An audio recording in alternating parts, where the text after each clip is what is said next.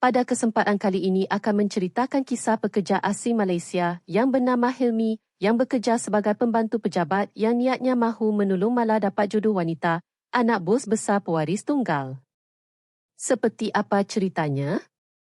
Mari kita dengarkan sampai selesai. Yang belum langgan jangan lupa langgan dulu, ya kawan-kawan, dan selamat mendengar.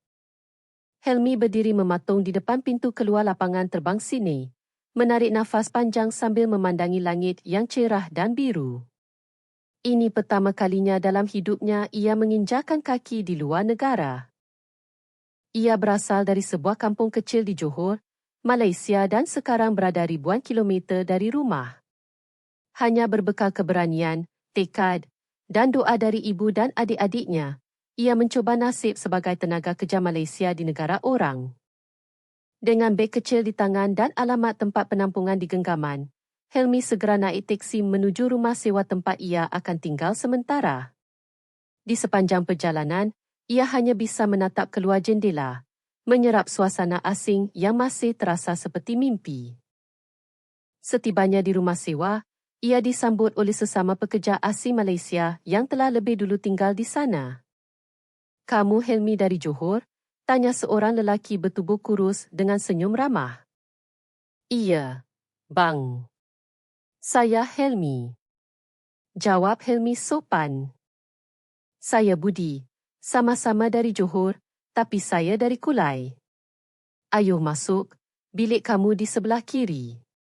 Kita satu bilik ya." Helmi mengangguk dan tersenyum tipis.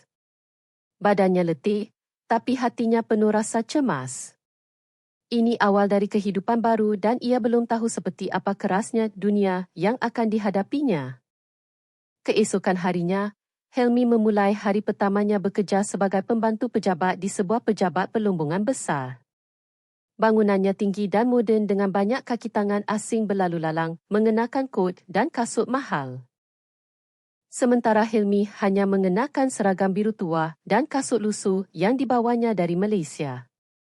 Ia diperkenalkan kepada pengurus sumber manusia bernama M.A. Gregory, seorang lelaki berwajah dingin yang langsung memberikan arahan singkat tanpa basa-basi. "Tugas kamu jelas. Bersihkan semua lantai, tandas, pantry. Hantar air minum ke ruang mesyuarat. Jangan lambat, jangan banyak cakap. Faham?" Helmi hanya mengangguk. "Baik, Encik. Saya faham." Hari-hari pertama terasa berat.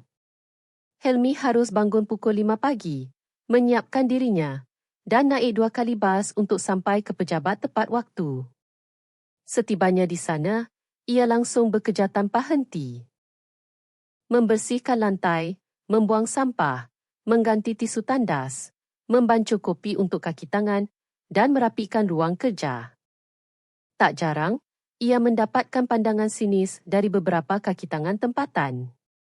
"Hei, Obi, kopi kurang gula," bentak seorang lelaki berkot saat mesyuarat pagi. Helmi hanya menunduk. "Maaf, Encik, saya akan buatkan semula." Bahkan ada yang membiarkan tumpahan minuman di lantai tanpa berkata apa-apa, seolah-olah itu tugas Helmi untuk tahu sendiri. Namun, Helmi bukan tip orang yang mudah menyerah. Setiap malam sepulang kerja, ia mencuci seragamnya, memasak mi segera, lalu menelefon ibunya di kampung. "Hari ini letih sangat," Mak keluh Helmi di hujung telefon. "Namanya juga kerja, Nak. Yang penting kamu jujur dan tak memalukan keluarga," jawab sang ibu perlahan dari seberang. Helmi mengusap air matanya diam-diam. Rasa rindunya kepada rumah, masakan ibu, dan suara adik-adiknya kadang membuat dadanya sesak. Di minggu kedua, Helmi mula terbiasa dengan ritma pekerjaannya. Ia sudah tahu jam berapa harus mengisi air dispenser, kapan waktu makan tengah hari kaki tangan, dan bagaimana menghadapi rakan-rakan kerja yang acuh tak acuh. Meskipun begitu, rasa rendah diri masih sering datang. "Kenapa hidup saya begini ya?" gumamnya suatu malam sambil menatap siling bilik. Ia teringat teman-temannya di kampung yang bekerja di kilang. Ada yang jadi pemandu lori, bahkan ada yang sudah berkahwin dan punya anak. Sedangkan ia berada di negara asing menjadi tukang bersih-bersih pejabat. Namun Helmi tetap yakin bahawa semua ini adalah proses. Ia percaya tidak selamanya hidup berada di bawah. Ia yakin asal jujur dan sabar, suatu saat nasib akan berpihak. Suatu petang saat ia menyapu halaman belakang pejabat, seorang kaki tangan wanita lewat dan menjatuhkan dompetnya tanpa sedar. Helmi langsung memungut dompet itu dan berlari kecil mengejarnya. "Cik, dompet awak jatuh." Wanita itu menoleh, tampak terkejut dan berterima kasih. "Oh, thank you so much. I didn't even notice," ucapnya dalam bahasa Inggeris. Helmi mengangguk sopan. "No problem, cik." Wanita itu memperhatikannya sejenak lalu tersenyum. "Nama awak?" "Helmi." "Saya Emily." "Senang bertemu awak, Helmi." Setelah itu, mereka hanya bertukar senyum. Helmi tidak berfikir macam-macam. Baginya, ia hanya menjalankan kewajipan sebagai orang jujur. Ia tidak tahu bahawa pertemuan singkat itu akan menjadi awal dari perubahan besar dalam hidupnya. Hari-hari berikutnya berjalan seperti biasa. Namun Helmi mula sering melihat Emily di sekitar pejabat. Kadang di lobi, kadang di lift. Emily selalu tersenyum padanya dan Helmi hanya membalas dengan anggukan janggal. Ia merasa tidak pantas bicara terlalu akrab dengan orang seperti Emily. Dari penampilannya saja sudah jelas bahawa wanita itu bukan orang sembarangan. "Siapa tu gadis Mat Saleh yang sering senyum ke kamu?" tanya Budi saat mereka makan malam bersama. "Namanya Emily, katanya staf baru," jawab Helmi singkat. "Hati-hati tahu. Kalau dia gadis tempatan dan kamu terlalu dekat, boleh kena masalah," ujar Budi setengah bergurau. Helmi hanya tertawa kecil. "Aku cuma ubi, bang. Tak mungkin dia suka sama aku."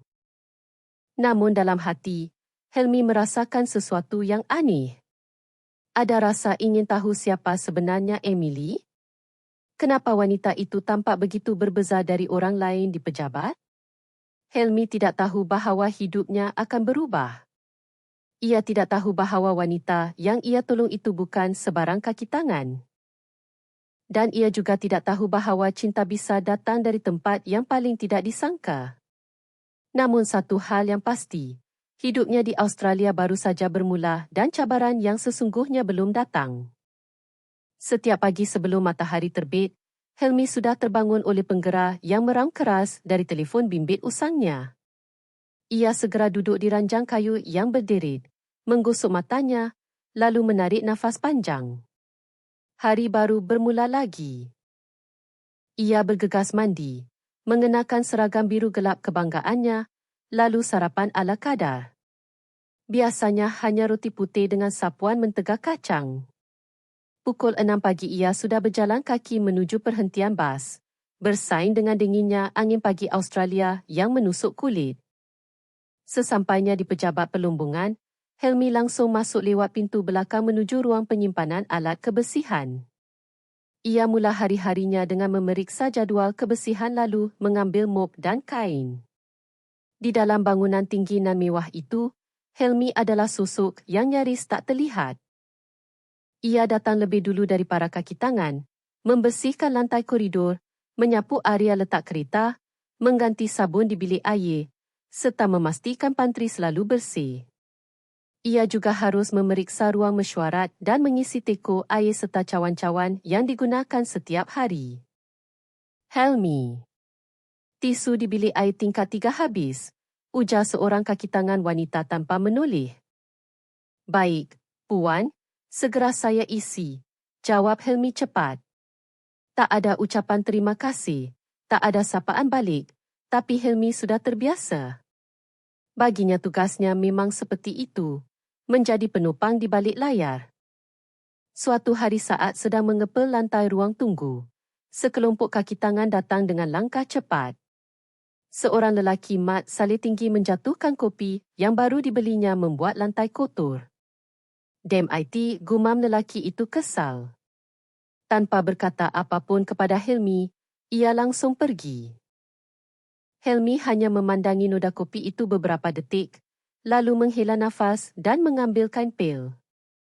Ia bersihkan tanpa protes, meskipun dalam hatinya terasa perih.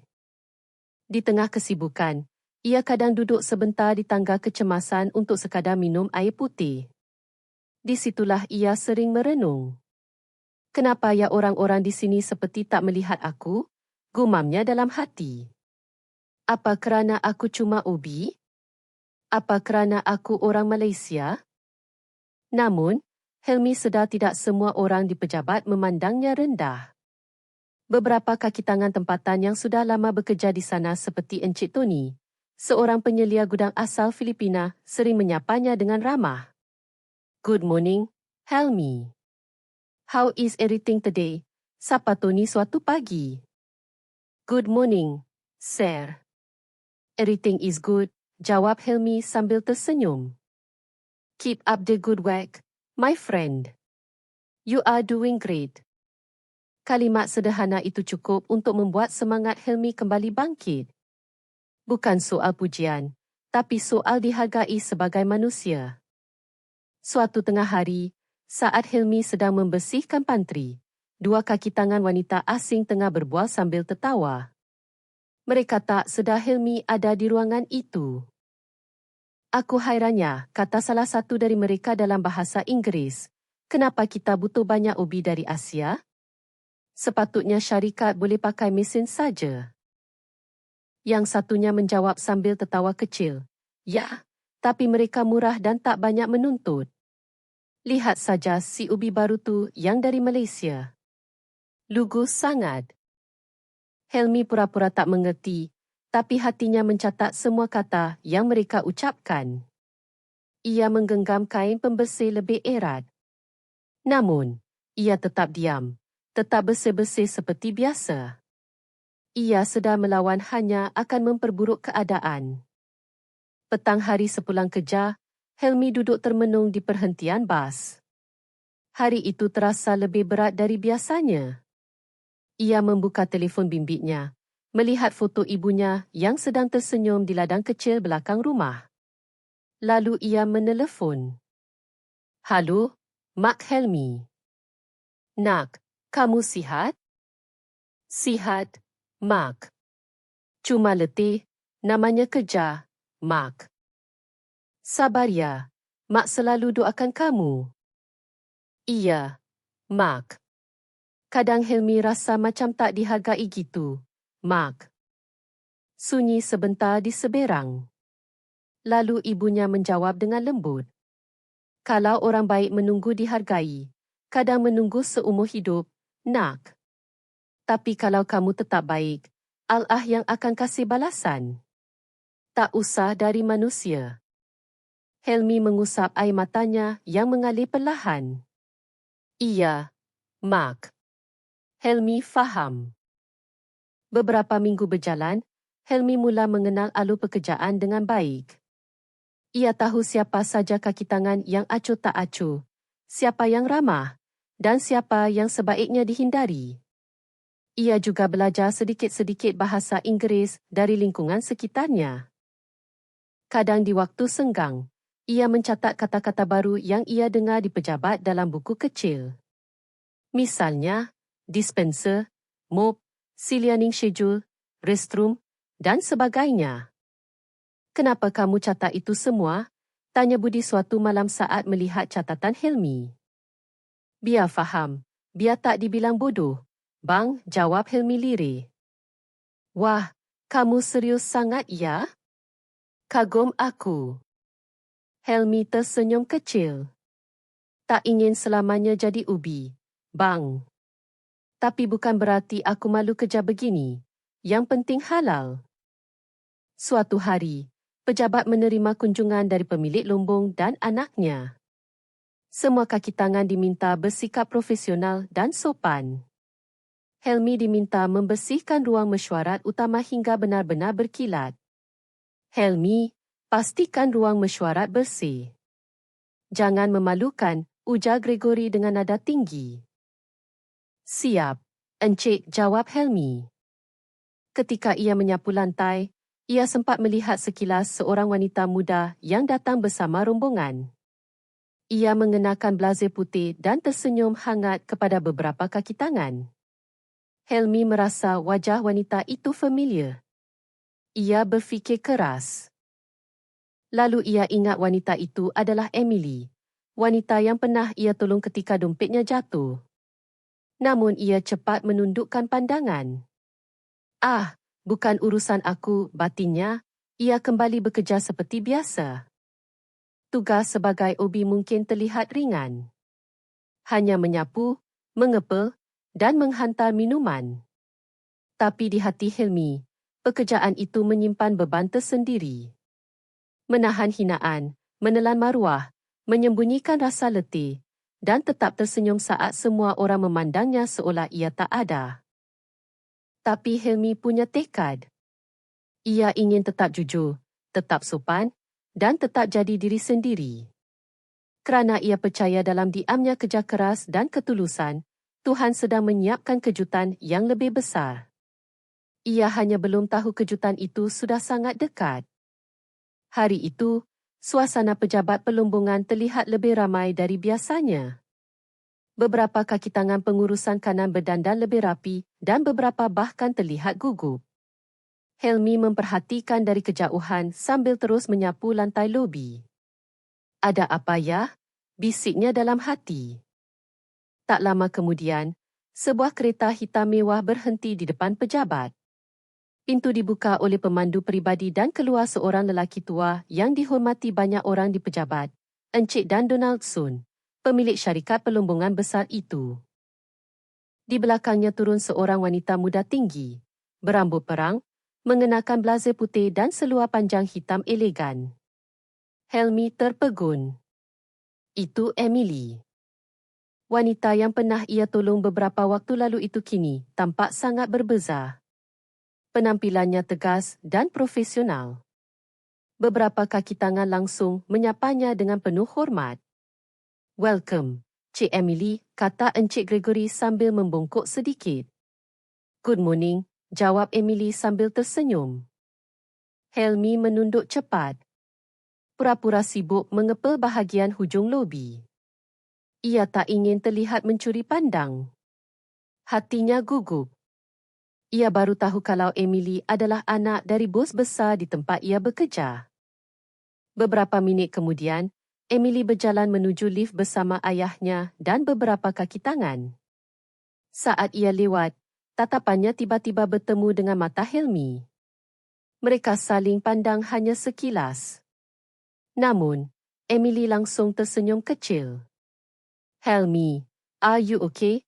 Ucapnya singkat. Helmi yang sedang bercangkung langsung berdiri panik. Yes, Cik. Good morning. Emily mengangguk lalu masuk ke lift. Helmi berdiri mematung. Dadanya berdebar. Ia bingung harus merasa senang atau malu.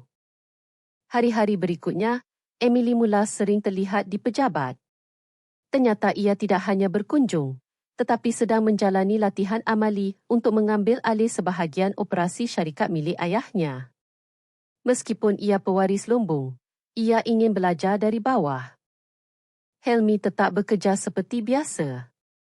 Namun, ia merasa lebih gugup dari biasanya, terutama saat Emily berada di sekitar pantry atau koridor. Suatu hari, Helmi sedang mengangkat tong air untuk dispenser di pantry.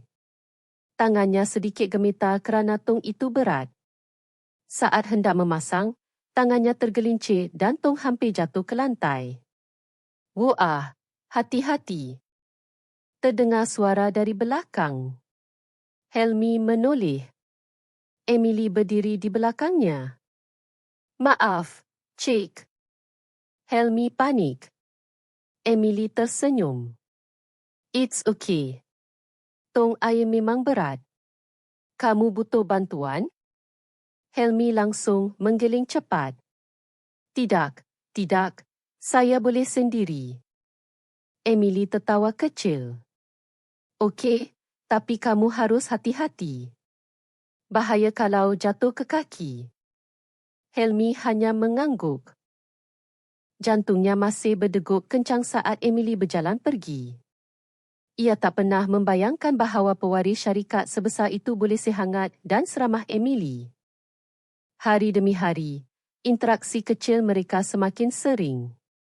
Emily mula menyapa Helmi setiap pagi. Morning, Helmi, sapa Emily dengan senyum. Morning, Cik, jawab Helmi gugup tapi perlahan mula terbiasa. Di suatu petang yang sepi, Helmi sedang membersihkan halaman belakang pejabat. Ia duduk sejenak di bangku kecil, mengusap keringat. Tiba-tiba Emily datang sambil membawa 2 botol air mineral. Letih ya? Tanya Emily sambil duduk di sebelahnya. Helmi terkejut. Cik, kenapa ke sini? Santai saja. Panggil saya Emily. Saya cuma ingin duduk sebentar. Penat juga lihat laptop terus. Helmi masih bingung harus bersikap bagaimana. Namun, Emily memberinya 1 botol air. Minum dulu. Kamu pasti lebih letih dari saya, ujarnya. Helmi mengambil botol itu perlahan. Terima kasih, Cik. Maksud saya, Emily. Beberapa saat mereka duduk dalam diam. Hanya suara burung dan angin yang terdengar. Lalu Emily mula bicara lagi. Kamu sudah berapa lama kerja di sini? Baru 2 bulan. Saya masih baru. Kamu tinggal di mana? Di rumah sewa sama teman sesama pekerja asing Malaysia. Emily mengangguk. Saya suka orang yang pekerja keras seperti kamu. Jarang ada yang seperti itu sekarang. Helmi tersenyum canggung. Saya cuma berusaha jujur dan kerja sebaik mungkin. Mereka kembali terdiam tapi tidak terasa janggal. Justru ada ketenangan. Lalu Emily menoleh ke Helmi. Waktu itu kamu tolong saya masa dompet saya jatuh. Kamu tahu tak itu dompet penting sangat? Ada ID dan kad semuanya. Helmi tertawa kecil. Iya, saya sempat lihat waktu itu. Mujur saya cepat sedar. Emily tersenyum. Kalau bukan kamu, mungkin saya sudah panik setengah mati. Terima kasih ya. Helmi hanya mengangguk. Sama-sama. Sejak hari itu, hubungan mereka berubah. Meski status sosial mereka jauh berbeza, Emily memperlakukan Helmi seperti teman sejajar. Ia sering mengajak bicara, menanyakan kabar, bahkan kadang memuji kinerja Helmi. Aku perhatikan kamu itu rajin sangat, selalu datang paling pagi, kata Emily suatu hari. Ya, itu tugas saya, Emily. Kalau saya malas nanti boleh dipecat, jawab Helmi. Justru orang seperti kamu yang harus dihargai. Helmi menunduk malu. Namun di balik semua itu, Helmi mula merasakan sesuatu yang tak pernah ia bayangkan sebelumnya. Ia mula memikirkan Emily setiap kali pulang kerja. Senyumnya, sikapnya, bahkan caranya menyebut namanya. Namun ia juga sedar antara mereka ada jurang besar. Helmi hanyalah seorang ubi dari kampung kecil. Sedangkan Emily adalah pewaris syarikat pelumbungan multinasional. Budi, teman sebiliknya bahkan pernah berkata sambil tertawa, mimpi saja, Hale. Gadis Mat Saleh tu anak bos. Mana mungkin dia suka sama Ubi. Helmi hanya tertawa hambar. Iya, bang. Saya juga tak pernah terfikir ke situ. Namun hatinya berkata lain. Di balik kerendahan dirinya, ia mula menyimpan harapan kecil. Bukan tentang cinta, tapi tentang penghargaan, tentang bagaimana satu tindakan jujur boleh membuka pintu tak terduga dalam hidup. Dan Helmi tak tahu bahawa Emily menyimpan rasa ingin tahu yang sama. Ia melihat sesuatu dalam diri Helmi yang tak ia temukan pada lelaki-lelaki lain yang lebih kaya, lebih tampan atau lebih pintar. Sesuatu yang tulus, sesuatu yang jujur, sesuatu yang mungkin akan membawa mereka pada kisah yang tak pernah mereka bayangkan sebelumnya. Sudah hampir 2 bulan sejak pertemuan tak terduga itu, kini Helmi mula terbiasa dengan kehadiran Emily di pejabat. Meski tetap menjaga sikap profesional, hatinya tak bisa membohongi bahawa ia merasa berbeza saat Emily ada di sekitarnya. Setiap kali Emily lewat di lorong, menyapanya di pantry, atau sekadar tersenyum dari kejauhan, Helmi merasa seperti mendapatkan tenaga baru. Tapi ia tahu diri. Ia sedar posisi dan statusnya. Ia hanyalah seorang pembantu pejabat dari Johor yang datang ke Australia untuk mencari rezeki. Sementara Emily adalah puteri dari pemilik lumbung besar, pewaris kekayaan dan kuasa yang tidak akan pernah setanding dengannya. Namun sebagaimana manusia lain, Helmi pun punya hati dan hatinya perlahan-lahan menyimpan harapan. Suatu petang ketika pejabat sudah mula sepi, Helmi sedang mengepel lantai koridor tingkat 3. Tiba-tiba pintu lift terbuka dan dari dalam keluar Emily yang tampak tergesa-gesa memegang setumpuk berkas. Emily melihat Helmi. Helmi menghentikan aktivitasnya. Helmi. Wah, kenas sangat. Boleh bantu saya sebentar? Tanya Emily sambil tersenyum. Tentu. Ada apa? Saya mahu bawa ini ke ruang mesyuarat, tapi berat juga rupanya, katanya sambil menunjukkan tumpukan dokumen. Tanpa fikir panjang, Helmi langsung mengambil separuh dokumen dari tangan Emily. Saya bantu, Emily. Mereka berjalan bersama menuju ruang mesyuarat. Di tengah perjalanan, Emily tertawa kecil. Saya jadi merasa bersalah. Helmi, kamu pasti letih, tapi masih mahu bantu saya. Helmi tersenyum. Tak letih pun. Saya memang kerja bantu-bantu, jadi ini biasa. Sesampainya di ruang mesyuarat, mereka meletakkan berkas di meja. Emily duduk sejenak lalu menatap Helmi. Kamu selalu kelihatan tenang ya, Helmi. Bahkan waktu banyak orang di pejabat macam tak anggap kamu ada, kamu tetap ramah dan kerja dengan baik. Helmi terdiam. Ia merasa kata-kata itu menusuk perasaannya. Bukan kerana sakit, tapi kerana ia merasa dimengerti. Saya dah biasa, Emily. Mungkin kerana orang lihat saya cuma ubi, jadi dianggap tak penting, katanya perlahan. Emily menghela nafas. Aku benci pola fikir seperti itu. Justru orang-orang seperti kamu yang bikin pejabat ini boleh berjalan. Aku belajar banyak dari kamu, tahu tak? Helmi menatap Emily dengan bingung.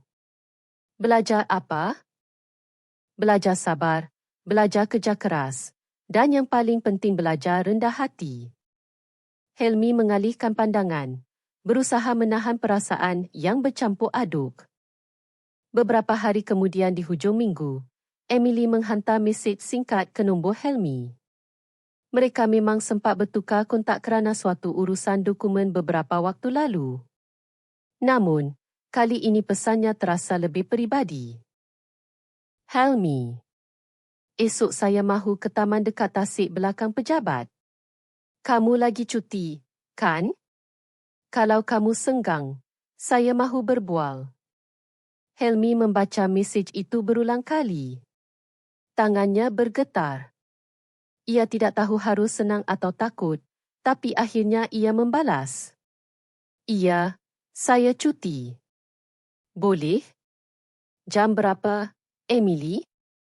Keesokan harinya, Helmi mengenakan pakaian terbaik yang ia punya, kemeja biru muda dan seluar panjang hitam. Ia tiba di taman kecil dekat tasik buatan sekitar pukul 10 pagi. Tidak lama kemudian, Emily datang dengan membawa 2 cawan kopi hangat. Helmi, saya senang kamu datang, sapa Emily ceria. Saya juga senang, Emily. Mereka duduk di bangku kayu menghadap tasik. Beberapa angsa berenang tenang di permukaan air. Suasananya damai. Emily menyerahkan satu cawan kopi kepada Helmi. Ini kopi kegemaran saya. Cuba deh. Helmi menerimanya dengan dua tangan. Terima kasih, Emily. Selama beberapa minit, mereka hanya mengobrol ringan tentang cuaca, tentang pekerjaan di pejabat, dan tentang rancangan Emily yang akan menjalani latihan pengurusan beberapa bulan ke depan. Namun perlahan, suasana jadi lebih dalam. Helmi, kata Emily sambil menatap lurus ke tasik. Pernah tak kamu merasa macam kamu tak sesuai ada di tempat kamu berada sekarang? Helmi diam sejenak. Sering. Saya juga. Banyak orang kira saya hidup sempurna, punya duit, jawatan, dan masa depan jelas, tapi saya juga merasa kosong. Helmi menoleh. Kosong? Kenapa? Kerana saya tak tahu siapa yang benar-benar peduli sama saya. Yang lihat saya bukan sebagai pewaris, tapi sebagai Emily. Saya letih harus selalu bersikap sempurna. Helmi mengangguk perlahan. Saya juga letih. Harus terus dianggap tak terlihat. Tapi ya saya cuma boleh sabar. Emily menatapnya lama lalu berkata, itu sebabnya saya selesa bicara sama kamu. Helmi menelan ludah. Emily, saya ini cuma ubi. Saya tak punya apa-apa. Emily tersenyum lembut. Justru itu, kamu tak punya apa-apa, tapi kamu beri semuanya. Helmi terdiam. Kata-kata itu membuat dadanya sesak, matanya panas. Lalu Emily berkata perlahan, Helmi, kalau saya bilang saya suka kamu, kamu percaya? Helmi langsung menunduk. Jangan bergurau, Emily. Saya serius. Saya juga serius, jawab Emily cepat. Helmi menarik nafas panjang. Tapi Emily, kamu tahu siapa saya? Saya tak pantas untuk kamu. Emily menggenggam tangan Helmi yang kaku. Yang bilang kamu tak pantas itu siapa? Dunia? Orang-orang? Saya tak peduli. Saya suka kamu, Helmi. Kerana kamu jujur, baik, dan tak berpura-pura. Helmi tak kuasa membendung air matanya. Ia cepat-cepat mengusap pipinya. Saya takut, Emily. Saya takut dunia tak boleh terima. Emily menatapnya dalam. Kalau kamu berani sayang sama saya berani lawan dunia. Hari itu jadi titik balik bagi Helmi. Ia yang selama ini hanya berani menyimpan perasaan, kini tahu bahawa perasaannya tidak bertepuk sebelah tangan. Namun ia juga sedar hubungan mereka tidak akan mudah, akan banyak rintangan, prasangka, dan mungkin penolakan dari orang-orang di sekitar mereka. Namun untuk pertama kalinya dalam hidup, Helmi merasakan bahawa harapan bukan hanya milik orang kaya atau orang berkuasa. Harapan juga milik orang kecil yang berani jujur dan mencintai tanpa pamrih. Dan sekarang hatinya sudah tidak sendiri lagi. Ia punya Emily dan itu cukup untuk membuatnya terus melangkah. Hubungan antara Helmi dan Emily yang semula hanya perbualan ringan di pantry kini berubah menjadi lebih dalam dan peribadi. Mereka mula sering bertemu di luar jam kerja. Sekadar jalan-jalan petang, minum kopi, atau duduk berdua di taman belakang pejabat. Namun, semuanya mereka lakukan diam-diam. Bukan kerana malu, melainkan kerana mereka tahu hubungan mereka tidak akan mudah diterima. Helmi sangat sedar siapa dirinya. Seorang pekerja asing Malaysia, pekerja rendahan yang tidak punya nama, tidak punya latar belakang hebat. Sementara Emily adalah anak dari pemilik syarikat pelombongan tempat ia bekerja, pewaris sah yang sudah disiapkan untuk masa depan besar. Dan dunia sayangnya selalu memandang perbezaan status itu dengan sinis. Suatu pagi di pejabat, saat Helmi sedang membersihkan kaca depan, ia melihat M.A. Gregory, pengurus HRD berbicara serius dengan Emily di halaman. Helmi tidak bisa mendengar isi perbualannya, tapi riak wajah Gregory tampak penuh amarah. Dia tahu, gumam Helmi perlahan. Beberapa minit kemudian, Emily berjalan masuk ke pejabat dengan wajah muram. Ia langsung masuk ruangannya tanpa menyapa siapapun. Helmi melanjutkan pekerjaannya dengan hati tak tenang. Ada perasaan cemas yang menyesakkan. Benar saja, tengah hari ia dipanggil ke ruang HRD. Silakan duduk, Helmi, ucap Gregory dengan nada dingin. Helmi duduk perlahan, tangannya bergetar.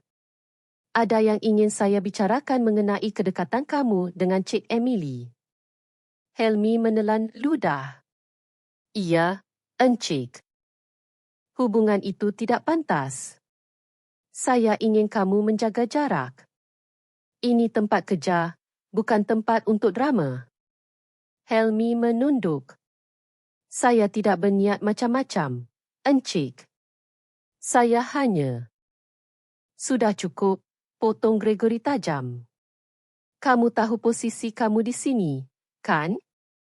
Jangan buat masalah. Banyak yang boleh menggantikan kamu. Helmi terdiam. Suaranya tercekat, hatinya perih. Hari itu Helmi pulang lebih awal. Ia tidak kuat menahan tekanan. Di bilik sewanya, ia duduk termenung, memandangi lantai kosong. Budi, teman sebiliknya masuk dan melihat wajah Helmi yang murung. Ada apa, Hel? Tanya Budi sambil duduk di ranjang sebelah. Helmi menghela nafas. Aku ketahuan dekat sama Emily. Aduh, itu anak bos, Hel. Bahaya. HRD panggil aku, diancam, disuruh menjauh. Budi menepuk bahunya perlahan. Kamu harus realistik, Hel. Dia bukan orang sembarangan. Aku faham perasaan kamu. Tapi dunia kita beza. Helmi hanya menatap kosong ke arah dinding. Ia tahu Budi tidak salah, tapi hatinya juga tidak bisa dibohongi. Malam harinya, Emily menghubungi Helmi lewat mesej. Aku dengar mereka memanggilmu siang tadi. Aku minta maaf, Helmi. Aku tidak bisa cegah mereka. Tak apa-apa, Emily. Aku faham. Kamu mahu bertemu malam ini? Aku butuh bicara. Iya, di taman biasa ya. Di bawah cahaya lampu taman yang temaram, mereka bertemu lagi. Emily datang mengenakan sweater kelabu dan seluar jeans. Wajahnya tampak letih, matanya sembab. Helmi berdiri saat ia mendekat. Emily, kamu tak apa-apa? Tanya Helmi cemas. Emily mengangguk perlahan. Saya baru lepas bergaduh dengan ayah. Helmi terkejut. Kenapa? Kerana dia juga tahu soal kita dan dia marah besar. Helmi menunduk. Saya minta maaf. Mungkin saya harus. Jangan, potong Emily cepat. Jangan pernah bilang kamu akan berundur. Helmi menatap mata Emily yang berkaca-kaca. Aku tak peduli mereka bilang apa. Mereka boleh ancam kamu, boleh benci aku. Tapi aku tahu yang aku rasakan dan aku tak akan tinggalkan kamu, Helmi. Tapi Emily, saya takut. Saya takut kamu kehilangan segalanya kerana saya. Emily menggeling. Yang aku takut kehilangan itu kamu. Air mata Helmi jatuh. Ia menunduk, berusaha menyembunyikannya. Tapi Emily sudah melihat. Saya tidak pernah dicintai seperti ini sebelumnya, kata Emily lirih. Helmi menggenggam tangan Emily. Saya cuma punya ketulusan, Emily. Itu saja. Itu lebih dari cukup, bisik Emily. Keesokan harinya suasana pejabat jadi lebih dingin bagi Helmi. Beberapa kaki tangan mula memperlakukannya dengan tatapan aneh. Ada yang berbisik-bisik saat ia lewat. Ada juga yang terang-terangan menghindarinya. Helmi mencuba tetap bekerja seperti biasa, tapi ia tahu semuanya sudah berubah. Di pantry, dua kaki tangan wanita dari bahagian pentadbiran sedang berbicara keras saat Helmi masuk. Bayangkan, cuma Obi boleh dekatkan anak bos. Gila ya, muka biasa-biasa, gaji biasa-biasa, tapi berani mimpi tinggi. Helmi pura-pura tidak mendengar. Ia menunduk, mengambil air lalu keluar tanpa sepatah kata pun. Tapi hatinya remuk. Di tengah tekanan itu, Emily justru semakin menunjukkan keberaniannya. Ia tak lagi sembunyi-sembunyi berbicara dengan Helmi. Ia tetap menyapanya seperti biasa, bahkan lebih hangat, dan itu membuat gosip semakin kencang. Suatu petang, Helmi dipanggil ke ruangan Encik Donaldson, ayah Emily. Helmi berjalan dengan kepala tertunduk. Nafasnya berat. Di dalam, Encik Donaldson duduk dengan ekspresi keras. Emily berdiri di sampingnya. Wajahnya cemas. Duduk, Helmi, ucap Encik Donaldson. Helmi duduk perlahan. Saya dengar kamu dekat dengan anak saya, katanya tanpa basa-basi. Helmi menjawab perlahan, iya, Encik. Tapi saya tidak pernah berniat buruk. Emily bilang kamu orang baik. Jujur dan saya percaya penilaian anak saya. Tapi kamu juga harus sedar diri. Helmi menunduk. Saya sedar, Encik. Kalau kamu sungguh-sungguh, buktikan dengan sikap. Bukan dengan sembunyi-sembunyi atau drama murahan. Dunia akan menghakimi kalian. Tapi jika kamu tahan dan mampu menunjukkan bahawa kamu memang layak, saya tidak akan menghalang.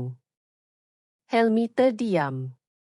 Ia menatap Encik Donaldson dengan mata berkaca.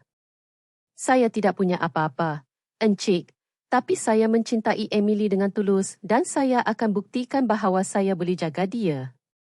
Emily tersenyum di samping ayahnya. Encik dan Donaldson hanya mengangguk perlahan. Hari itu menjadi titik terang di tengah badai. Helmi tahu bahawa perjalanannya belum selesai. Ia tahu bahawa kedepannya akan ada lebih banyak cemuhan, cabaran dan mungkin rasa sakit. Tapi setidaknya kini ia tidak lagi berjalan sendiri. Emily di sisinya dan cinta mereka, meskipun diuji dari segala arah, kini tumbuh lebih kuat dari sebelumnya. Sejak pertemuan dengan Encik dan Donaldson, langkah Helmi terasa sedikit lebih ringan. Walau belum mendapatkan restu penuh, setidaknya ayah Emily tidak lagi menentangnya secara terang-terangan. Tapi perjuangan Helmi masih jauh dari selesai. Di lingkungan pejabat, cibiran terus berdatangan. Beberapa kaki tangan mula memperlakukannya dingin. Ada yang sengaja menjatuhkan tugasnya, mengabaikannya saat ia butuh bantuan. Bahkan ada yang terang-terangan menghina. Namun, Helmi tetap sabar. Ia tahu hanya satu cara membungkam semua keraguan, dengan menunjukkan kerja keras dan ketulusan. Pagi itu, seperti biasa, Helmi datang paling awal. Ia membersihkan ruang mesyuarat utama kerana akan ada kunjungan dari pelabur Jepun. Emily juga tampak sibuk menyiapkan pembentangan. Walau sama-sama berada di ruangan, mereka menjaga jarak agar tidak menimbulkan gosip baru. Helmi, kamu boleh bantu periksa kabel HDMI ini? Tanya Emily. Baik, saya bantu, jawab Helmi sambil memeriksa koneksi ke projektor. Saat mereka sedang bekerja, datanglah M.A. Gregory, sang pengurus HRD bersama seorang kaki tangan teknisi. Emily, kamu sepatutnya serahkan pekerjaan seperti ini ke bahagian IT, bukan ke Obi, ujar Gregory dengan nada menegur. Emily menatap tajam. Saya minta tolong ke siapapun yang saya percaya boleh bantu cepat dan Helmi boleh diandalkan. Gregory terdiam, namun matanya memandang Helmi dengan sinis. Setelah pelabur pergi, Emily menghampiri Helmi di ruang pantry. Terima kasih sudah bantu tadi pagi.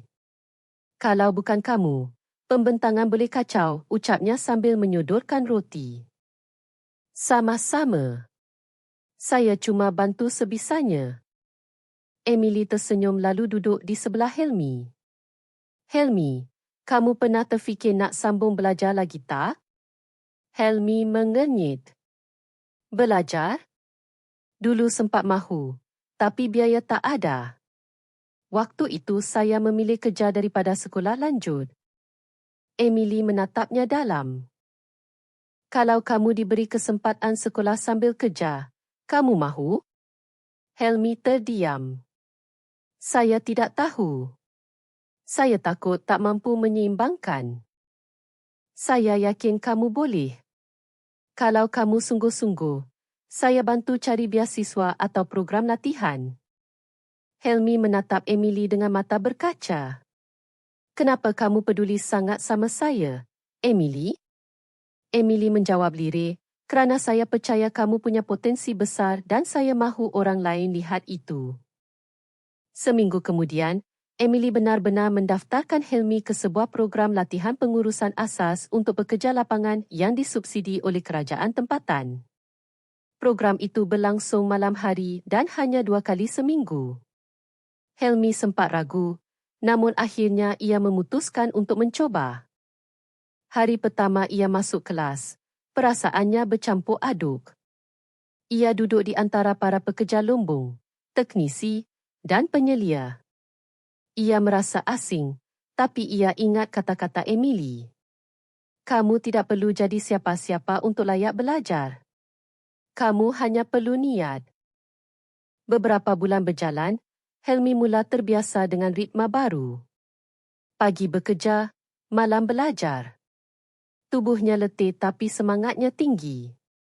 Ia mula percaya diri saat berdiskusi di kelas. Bahkan pernah menjadi salah satu dari 5 peserta terbaik dalam ujian simulasi pengurusan krisis. Emily yang selalu memantau kemajuan Helmi tampak bangga. Helmi, kamu luar biasa, ucap Emily saat mereka duduk di taman usai kelas terakhir. Semua ini kerana kamu percaya sama saya, jawab Helmi dengan mata berkaca. Bukan cuma percaya, Helmi. Saya yakin kamu boleh jadi lebih dari apa yang orang kira. Helmi menunduk. Saya cuma takut, Emily. Takut semua ini tak cukup untuk buktikan bahawa saya pantas untuk kamu. Emily menggenggam tangannya. Kamu sudah membuktikannya dari awal, Helmi. Cinta itu bukan soal gelaran atau gaji, tapi bagaimana kamu berjuang untuk orang yang kamu sayang. Namun, tak semua orang sejalan. Suatu malam saat Helmi pulang dari kelas, seorang lelaki tinggi besar menghadangnya di luar rumah sewa. Kamu Helmi? Tanya lelaki itu dengan suara kasar. Iya, maaf. Ada apa? Lelaki itu mendekat. Aku cuma mahu bilang, kamu berhenti dekat-dekat Emily. Kamu fikir kamu siapa? Hah? Mahu naik kelas gara-gara gadis kaya? Helmi terkejut. Maaf, saya tak pernah manfaatkan Emily.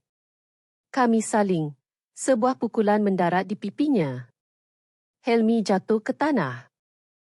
Anggap saja ini peringatan, kata lelaki itu sambil pergi. Helmi bangkit perlahan. Darah mengalir dari sudut bibirnya.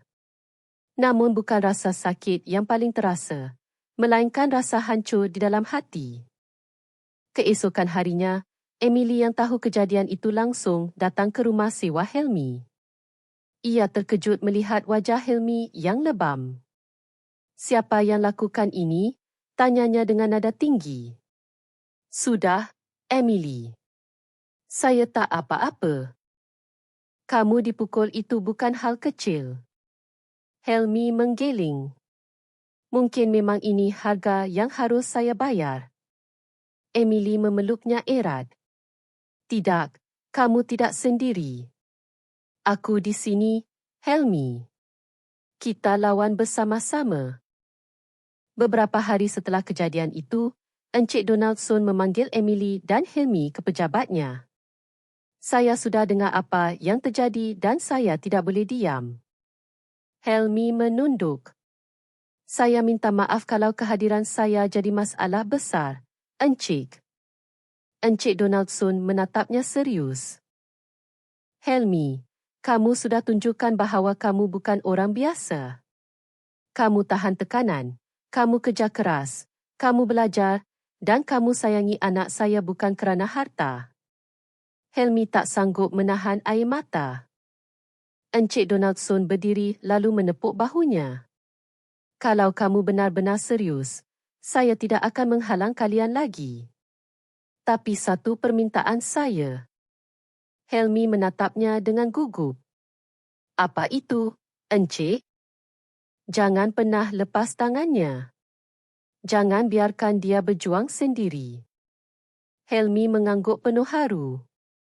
Saya janji, Encik. Emily tersenyum dengan mata berkaca. Hari itu restu yang selama ini terasa mustahil akhirnya datang. Tapi bukan datang begitu saja, melainkan melalui jalan panjang penuh luka, air mata, dan tekad untuk membuktikan bahawa cinta boleh tumbuh dari mana saja, bahkan dari tempat yang paling tak terduga.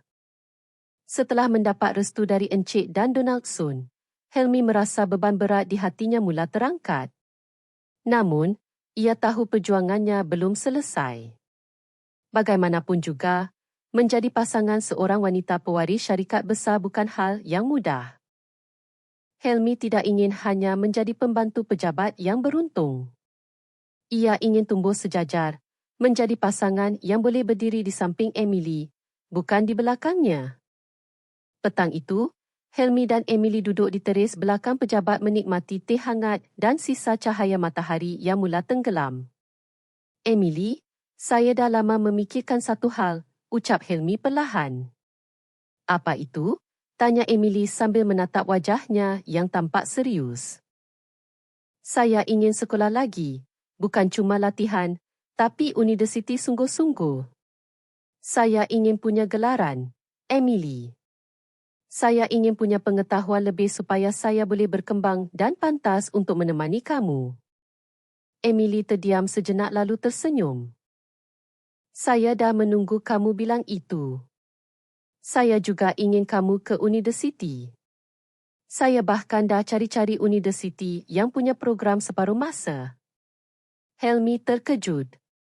Serius kamu dah siapkan itu semua? Emily mengangguk. Kerana saya percaya sama kamu.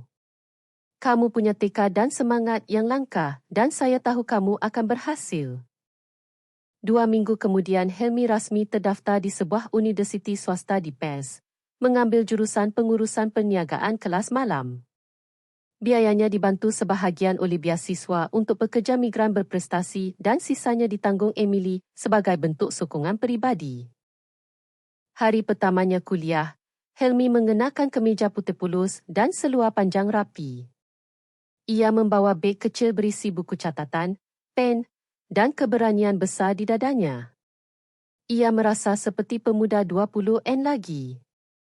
Meskipun tubuhnya seringkali letih setelah seharian bekerja. Di kelas, Helmi duduk di bangku tengah. Di sekelilingnya ada mahasiswa dari pelbagai latar belakang, pekerja lumbung, staf pasaraya, bahkan seorang pemandu teksi. Nama saya Helmi. Saya dari Malaysia. Saat ini kerja sebagai pembantu pejabat di syarikat lumbung, ucapnya saat perkenalan. Beberapa orang tampak mengangguk. Ada juga yang tersenyum kagum. Hari demi hari berlalu, jadual Helmi makin padat. Ia bangun pukul 5 pagi, bekerja hingga pukul 5 petang, lalu kuliah dari pukul 6 hingga 9 malam. Setiap malam tubuhnya hampir roboh, tapi semangatnya selalu menyala kerana satu hal, ia punya tujuan. Emily seperti biasa menjadi penyemangat utama. Ia sering menghantar Helmi ke kampus, bahkan menunggunya hingga selesai kelas hanya agar boleh pulang bersama. Suatu malam saat mereka duduk di bangku perhentian bas setelah kuliah, Helmi bersandar letih di bahu Emily. "Letih ya?" tanya Emily sambil mengelus rambutnya. "Iya, tapi hati ini senang," jawab Helmi lirih. Emily tersenyum. "Saya bangga sangat sama kamu, Helmi." Helmi memejamkan mata sejenak, menikmati ketenangan yang tak bisa dibeli dengan wang. Namun di tengah semua semangat itu muncul rintangan baru. Suatu pagi, Helmi mendengar kabar dari kampung halamannya di Johor bahawa ibunya jatuh sakit dan dirawat di hospital. Ia langsung merasa panik. Ia belum pernah pulang selama 3 tahun terakhir kerana biaya dan pekerjaannya yang tak bisa ditinggal. Saat rehat tengah hari, ia menemui Emily. "Emily, ibu saya sakit. Saya ingin pulang sebentar, mungkin seminggu," ucap Helmi dengan suara berat. Emily langsung menggenggam tangannya. "Tentu, Helmi. Pulanglah. Saya bantu urus tiket dan cuti kamu. Keluarga kamu juga keluarga saya." Helmi menunduk haru. "Terima kasih, Emily. Saya tak tahu harus bilang apa." "Jangan bilang apa-apa. Cukup pulang dan jaga ibumu." Helmi pulang ke kampung halaman dengan hati yang bercampur aduk. Di satu sisi ia khawatir dengan kondisi ibunya. Namun di sisi lain, ia merasa bahagia bisa menginjakkan kaki di tanah kelahiran. Saat tiba di rumah, ia langsung memeluk ibunya yang terbaring di tempat tidur. Tangisnya pecah. "Ibu, maaf Helmi baru pulang sekarang," isaknya. Ibunya mengusap kepala Helmi. "Kamu anak baik, Helmi. Ibu bangga padamu." Selama seminggu, Helmi merawat ibunya. Ia juga menceritakan tentang pekerjaannya, tentang kuliahnya, dan tentang Emily. "Ibu, Helmi ada dekat sama perempuan Mat Saleh di sana. Namanya Emily. Dia anak bos di tempat Helmi kerja." Ibunya menatap Helmi dengan mata sayu. "Kalau dia baik dan kamu yakin, ibu restui, asal kamu tetap jadi Helmi yang jujur." Helmi mencium tangan ibunya. "Terima kasih, Ibu." Setelah seminggu, Helmi kembali ke Australia. Emily menjemputnya di lapangan terbang dengan pelukan hangat. "Ibumu bagaimana?" tanya Emily. "Sudah lebih baik. Terima kasih, Emily. Saya tak akan bisa ke sana kalau bukan kerana kamu. Saya akan selalu sokong kamu, Helmi. Kerana kamu tak cuma bahagian dari hidup saya, tapi juga masa depan saya." Setelah kembali dari Malaysia, semangat Helmi makin berkobar. Ia mengikuti kelas lebih giat. Pekerjaannya di pejabat pun makin cemerlang. Ia bahkan mula dilibatkan dalam projek logistik kecil oleh pengurus lapangan kerana dinilai disiplin dan jujur. Pada suatu mesyuarat mingguan, Encik Donaldson memanggilnya dan memberinya kejutan. "Helmi, saya dengar dari Emily, kamu sedang kuliah dan prestasimu bagus." "Terima kasih, Encik. Saya berusaha semampu saya. Saya ingin kamu ikut bantu tem pengurusan lapangan mula bulan depan. Kamu akan saya latih langsung untuk bantu urusan operasional." Helmi kaget. Tapi saya masih belajar, Encik." "Saya tahu kamu boleh dan saya ingin kamu buktikan kalau kamu memang pantas." Hari itu Helmi merasa seperti bermimpi. Dulu ia hanya seorang pembantu pejabat. Kini ia mendapat kepercayaan untuk memegang tanggungjawab yang jauh lebih besar. Malamnya ia dan Emily duduk di kereta sambil melihat bintang. "Emily, semua ini terasa seperti mimpi." Emily menatapnya sambil tersenyum lembut. "Tapi ini nyata, Helmi. Dan ini baru permulaan. Helmi menggenggam tangan Emily erat. Saya janji saya akan terus belajar, terus berjuang sampai saya benar-benar boleh berdiri sejajar dengan kamu. Emily membalas genggamannya. Dan saya akan selalu berdiri di sisi kamu. Di bawah langit malam Australia yang sunyi, dua hati dari dua dunia yang berbeza saling berjanji untuk masa depan yang sedang mereka bina bersama sedikit demi sedikit dengan cinta yang tak tergoyahkan. Hubungan Helmi dan Emily semakin erat. Di tengah perbezaan budaya, status sosial dan pandangan orang lain, mereka tetap bertahan. Kini setelah perjuangan panjang, mereka memutuskan untuk melangkah ke jenjang yang lebih serius, perkahwinan. Namun, keputusan itu bukan tanpa halangan. Banyak rakan kerja, kolega syarikat, bahkan keluarga besar Emily yang tidak setuju. Mereka memandang Helmi sebagai pria biasa. Terlalu sederhana untuk wanita sekelas Emily, pewaris syarikat lumbung besar di Australia. Suatu malam, Emily dan Helmi duduk di balkoni apartmen Emily membicarakan rancangan mereka. Helmi, kamu masih yakin mahu nikahi saya setelah semua yang kita lalui? Tanya Emily perlahan. Helmi menatapnya penuh keyakinan. Saya tidak pernah ragu. Kamu bukan hanya wanita yang saya cintai. Kamu juga orang yang paling percaya pada saya, yang mendorong saya untuk jadi lebih baik. Saya ingin jalani hidup ini bersamamu, Emily. Apapun risikonya. Emily tersenyum, namun wajahnya tampak sedikit cemas. Saya senang kamu bilang begitu. Tapi Helmi, perkahwinan kita tidak akan biasa. Akan ada media, keluarga besar, dan pasti akan banyak suara miring. Kamu siap jadi surutan? Helmi menarik nafas panjang. Saya sudah dipandang rendah sejak awal bekerja di sini. Tapi itu tidak menghentikan saya untuk bertahan. Sekarang saya sudah sejauh ini. Saya tidak akan berunduh hanya kerana penilaian orang. Emily terdiam sejenak lalu memeluknya erat. Saya beruntung punya kamu.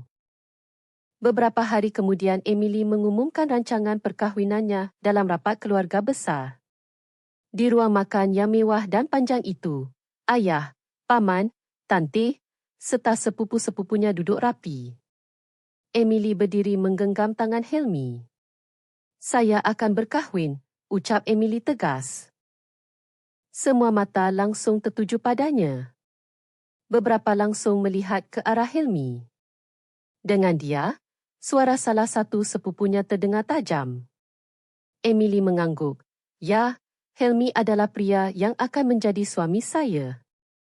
Tante Helen, kakak ibunya langsung menggiling tak percaya. Emily, kamu itu anak konglomerat lumbung. Masa kamu jatuhkan harga diri kamu seperti ini? Dia hanya ubi.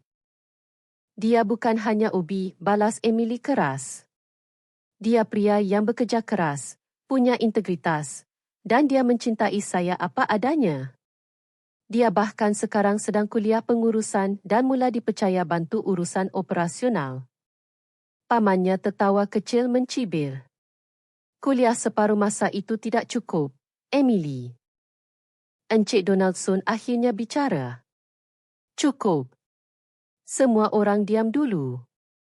Emily sudah dewasa dan saya tahu betul siapa Helmi. Dia bukan pria biasa. Saya sendiri menyetujui hubungan ini. Semua terdiam. Restu dari Encik Donaldson adalah hal yang tidak bisa diganggu-gugat dalam keluarga. Kalau ayah menyokong, saya tidak peduli yang lain berkata apa, kata Emily mantap. Perkahwinan ini tetap berjalan. Kabar pertunangan Emily dengan seorang pekerja asing Malaysia menyebar dengan cepat. Media mula menulis artikel-artikel penuh kontroversi.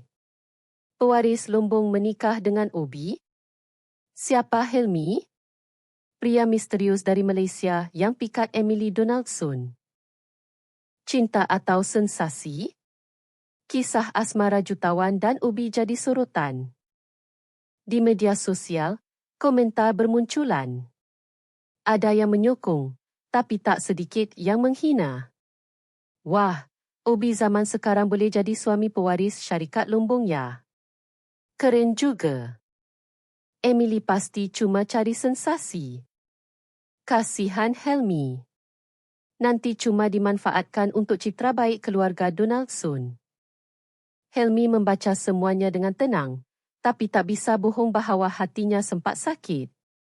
Emily, apa kita salah? Tanyanya lirih suatu malam. Emily menatapnya tegas. Kita tidak salah. Mereka hanya belum kenal kamu dan mereka takut pada sesuatu yang tidak mereka fahami. Perkahwinan mereka direncanakan secara tertutup, namun tetap berlangsung elegan dan sakral. Diselenggarakan di sebuah vila pinggir tasik. Hanya dihadiri keluarga inti dan sahabat terdekat. Helmi mengenakan kot hitam sederhana. Rambutnya disisir rapi. Emily tampil anggun dengan gaun putih klasik tanpa terlalu banyak hiasan. Ia ingin semuanya terasa natural. Sebelum akad bermula, Helmi berdiri di depan cermin memandangi dirinya sendiri. Dari seorang pemuda kampung di Johor, bekerja menjadi pekerja asing Malaysia, jadi ubi di pejabat lumbung. Lalu kini berdiri di altar hendak menikahi seorang pewaris syarikat besar. Air matanya mengalir perlahan. Mak, ayah, kalian pasti tak sangka anakmu sejauh ini. Semua ini untuk kalian. Saat ia keluar ruangan, Emily menghampirinya. Kamu siap? Helmi mengangguk tersenyum. Siap seumur hidup. Prosesi berlangsung dengan penuh haru. Di hadapan penghulu dan tamu undangan, Helmi mengucap ijab kabul dengan suara tegas. Saya Helmi.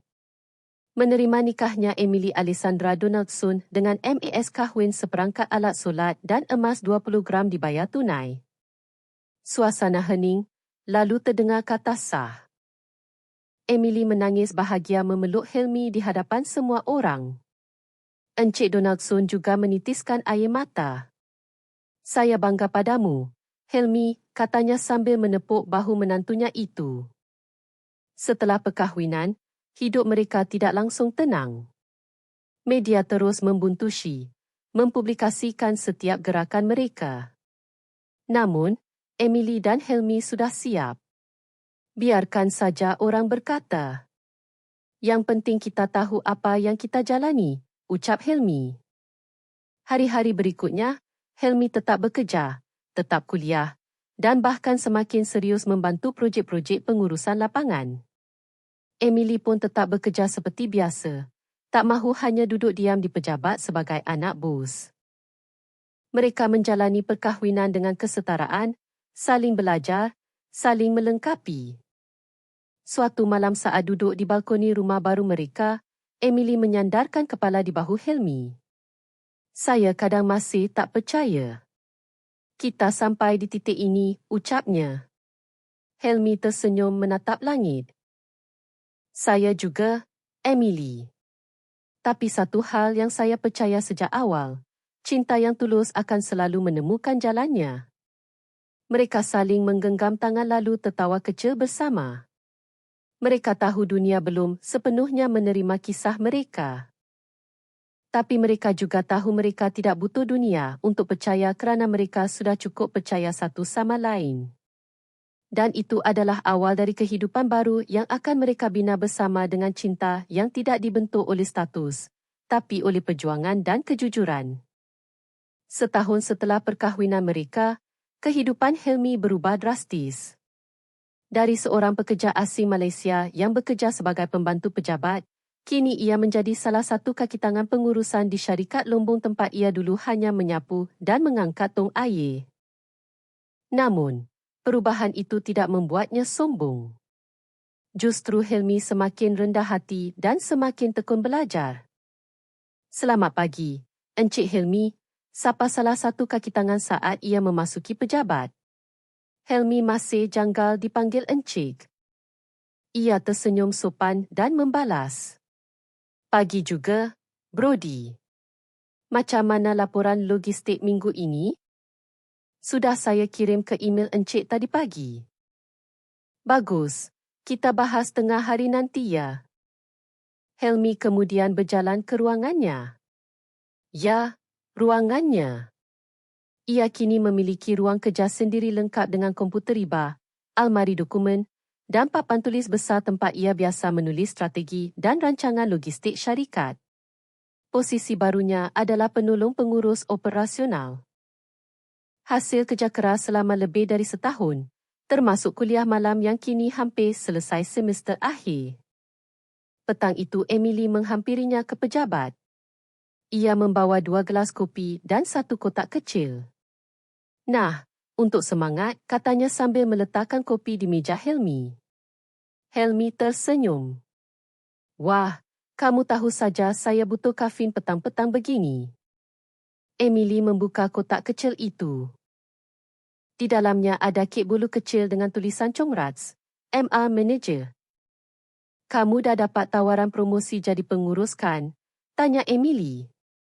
Helmi mengangguk perlahan. Iya, tapi saya belum jawab. Saya masih fikir. Fikir kenapa? Emily terlihat hairan. Saya takut terlalu cepat. Emily, saya masih belajar dan saya tak mahu orang bilang saya naik jawatan cuma kerana jadi suami kamu. Emily menggenggam tangan Helmi. Helmi, kamu naik jawatan kerana kamu pantas. Kamu kerja keras. Kamu belajar, kamu disiplin. Orang boleh cakap apa saja, tapi hasil kerja kamu tak boleh dibohongi. Helmi menatap isterinya dalam-dalam. Kamu selalu jadi orang pertama yang percaya sama saya. Emily tersenyum menatap lembut. Kerana saya tahu siapa kamu, bahkan sebelum orang lain tahu. Beberapa minggu kemudian Helmi rasmi dilantik sebagai pengurus operasional Lombong DDC Timur, menangani lebih dari 300 kaki tangan. Ia mula berkeliling lokasi Lombong, memimpin rapat, memberi latihan kaki tangan hingga menjadi penghubung antara lapangan dan pejabat pusat.